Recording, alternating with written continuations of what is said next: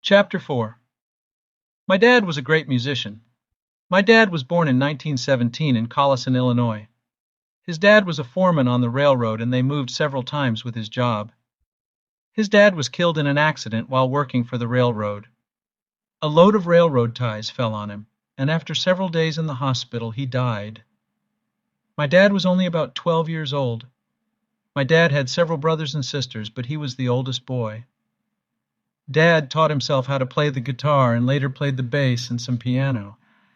He got to be very much in demand as a guitar player, and that was his main job in the 40s, playing full-time in several clubs in and around Danville. He continued to play in bands after going to work full-time at Eisner's Grocery, which was originally called Piggly Wiggly. He was a local 90 member of the American Federation of Musicians and was given a citation for being a 35-year member. My mother was a homemaker and only worked at a job a couple of times for extra Christmas money. She and I would be at home many weekend nights when my dad would be off playing with a band at local clubs. We watched many of those TV shows like Gunsmoke, Lucky Strike Hit Parade, and Sing Along with Mitch Miller. Dad started me out on a ukulele but tuned it like the first four string of a guitar. He would write out the chords for songs like Moon River and we would play along together. As I got bigger, he got me an electric guitar, and we played them together. Whenever I would be around his fellow musicians, they would always tell me how special a musician he was, and how he knew every chord in the book. That always made me so proud of him.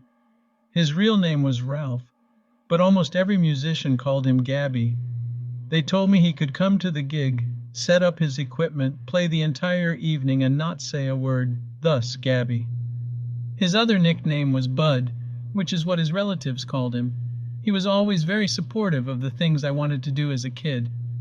He helped me with the guitar, obviously, but also with Little League and Pony League, building things with motors, and getting my first car, a 1955 Chevy in 1963.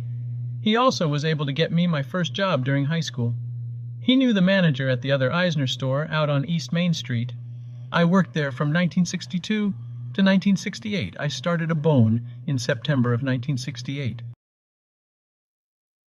When I look back now at music and how it has changed since my dad was in his prime, I often wonder how he managed to be so supportive of our new rock and roll. He never criticized our music, at least not to me.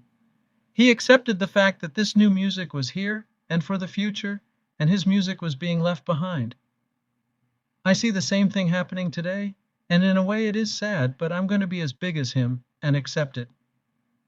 Thankfully, there are still folks my age that are still out there and giving us the joy of playing our music. My dad passed away in 1997 of congestive heart failure. I dearly miss him.